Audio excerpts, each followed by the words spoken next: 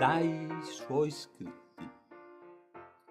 Seduto a tavola, il supermolle formaggio mi poneva dei problemi. In studio, davanti a un paesaggio di rocce ed un olivo tagliato, spensi la luce e vidi la soluzione per un'immagine sorprendente. Orologi molli, uno particolarmente appeso ad un ramo dell'olivo. In queste parole c'è l'animo di Dalì e la sua estetica anarchica, esibizionista, talora blasfema. Anzitutto il suo rapporto con il cibo, che associava alla sessualità. Segreto numero 3, a valer per gli pittori. Dovrai mettere in pratica la siesta con la chiave tenuta tra pollice e indice. Se cade, devi tornare a lavorare e se l'astinenza fosse possibile per accelerare impulsi libidinosi da sublimare nell'eseguire l'opera, segreto numero 9, far l'amore almeno una volta al giorno è necessario, poiché nel dipingere non vi sia distrazione alcuna. Egocentrico colossale, capace di sfidare gli dei. Il pittore è anzitutto un uomo che nutre simpatie e antipatie. Vive di queste affinità, relazioni. Tra le infinite cose, tuttavia, deve scegliere un garofano, un tavolo, un pane, ossia una minima parte dell'universo, riuscendo, lezione sesta, a far sentire tutte le simpatie e antipatie dell'universo. Paradossale. Ti dirò che se le sardine superano certe dimensioni, diventano paradossali e che il gamberetto è l'architettura più mirabile che esista e che un'arancia abbinata alla lattuga è una mostruosità morale. Critico acerrimo. Sembra che lei stia evitando sistematicamente di guardare i quadri esposti. Non riesco a smettere di guardare quella porta, tanto è ben dipinta. Niente la equivale in tutta questa mostra.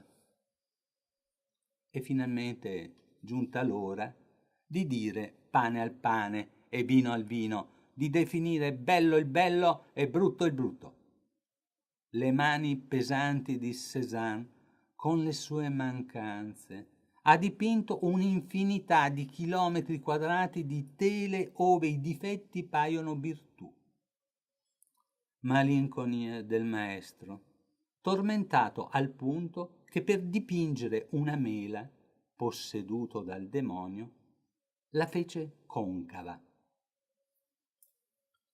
Contraddittorio. I pittori moderni, avendo perduto la tradizione tecnica degli antichi, non sono più in grado di fare quel che vogliono, ma quel che viene secondo il detto spagnolo: se la figura vien fuori con i peli è Sant'Antonio, altrimenti è l'Immacolata Concezione. Segreto numero 25. I colori più belli sono il bianco e il nero. Se visitiamo le sale degli impressionisti, scopriremo che hanno eliminato il nero. Prevalgono il violaceo, l'azzurrato, anche sulle carni, evocando sgradevoli malattie della pelle, mentre lui, nella deposizione, ne fa abuso. Blasfemo nell'ascensione nel favo con ape regina in attesa. Dissacrante. Di Pietro della Francesca l'inorridisce l'uovo bianco sotto la conchiglia.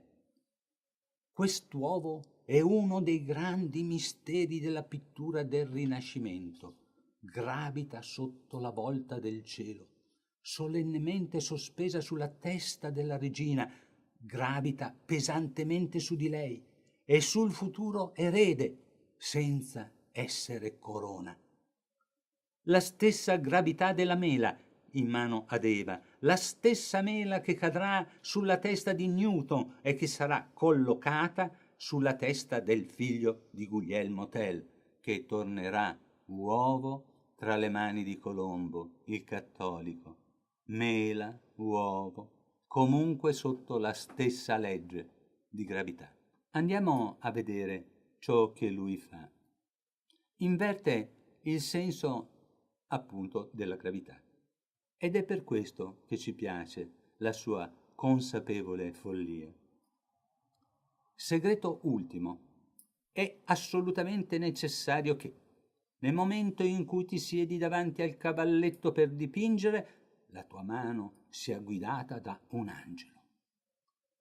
Nel suo caso, l'angelo fu Gaia, moglie e modella, deliziosamente paziente, meritevolmente dominante verso un uomo che, dipingendo, cercava se stesso nei cassetti vuoti del suo corpo. Se è feroce a parole, nell'intimità è timoroso. Nonostante i baffi ad antenna, se inciampa, cade e si sfascia con la fragilità di un vecchio orologio da taschino. In America fece fortuna e un critico anagrammò ferocemente il suo nome in Abida Dollars, pensando di crocifiggerlo a qualche artista mondano. Da lì non si inquietò, s'addormentò d'un sonno profondo, poiché, segreto numero 3, senza questo sonno inaugurale è impossibile affrontare con la serenità necessaria il toro bianco e minaccioso della tela vergine per farne ambita preda di gioia.